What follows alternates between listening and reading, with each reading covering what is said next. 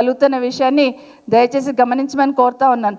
ఈరోజు మేము నిరసన తెలిపే అసెంబ్లీ నడుపుతున్నప్పుడు ప్రజాస్వామ్యంలో అసెంబ్లీలో కానీ పార్లమెంట్లో కానీ ఒక వ్యక్తి పేరు తీసుకొని కామెంట్ చేస్తే వాళ్ళకు వివరణ ఇచ్చే అవకాశం ఉంటుంది. కానీ ఈరోజు ఏం జరిగిందండి? కనీసం ఒక్కసారైనా మైక్ ఇవ్వండి, కనీసం బట్టగల్చి మీదేసినట్టు ముఖ్యమంత్రి గారేమో మోసం చేస్తామంటారు. మరి మేము చెప్పాలి కదా ఏం మోసం చేసాము ముఖ్యమంత్రి గారు అని చెప్పాలి కదా. బట్టి గారు, గౌరవ బట్టి గారేమో ఉప ముఖ్యమంత్రి గారు ఏ మొహం పెట్టుకొని మాట్లాడతారంటారు. మరి ఈరోజు అక్కడ చూస్తూ ఉంటే పార్టీ మారడమే పెద్ద నేరం అన్నట్టు అనుకుంటే మరి ఈరోజు అక్కడ ఉన్న వాళ్ళందరూ ఎవరు, అక్కడ ఎంతమంది ఉన్నారో ఒకసారి చూడండి. ఈరోజు మా గౌరవ ముఖ్యమంత్రి గారు ఏ పార్టీలోకి వెళ్ళి ఏ పార్టీలోకి వచ్చారండి?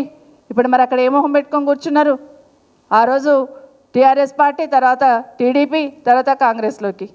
మరి ఎట్లా ఎట్లా ఎట్లా ఏ మొహం పెట్టుకొని కూర్చున్నారు? ఎందుకు చెప్తలేరు? అయ్యో ఆ రోజున సిఎల్పి సంబంధించిన పదవి పోయింది, ప్రతిపక్ష నాయకుడిగా పోయిందనే బాధపడుతున్న గౌరవ బట్టి గారు ఈరోజు మీకు ముఖ్యమంత్రి కావడానికి అవకాశం ఉంది కదా, మీ పార్టీ మీకు పెద్దపీట వేయొచ్చు కదా. అక్కడ కొట్లాడాల్సింది పోయి అకారణంగా ఆడబిడ్డలుగా మా మీద ముఖ్యమంత్రి గారు, ఉప ముఖ్యమంత్రి గారు పోటీపడి దుంకారు.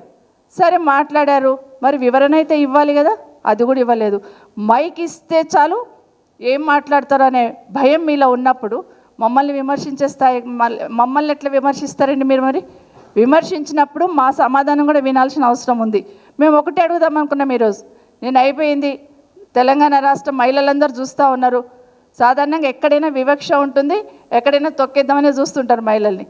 ఈవెన్ చట్టసభల్లో కూడా అదే వివక్ష చూపించాలనే ప్రయత్నం ఏదైతే జరిగిందో ఈరోజు నేనైతే ఫీల్ అయ్యాను. నేను సునీత మేమందరం అనుకున్నాం ముగ్గురం. అసలు అదే జెంట్స్ ఇక్కడ నిలబడి అర్చింటే లేచి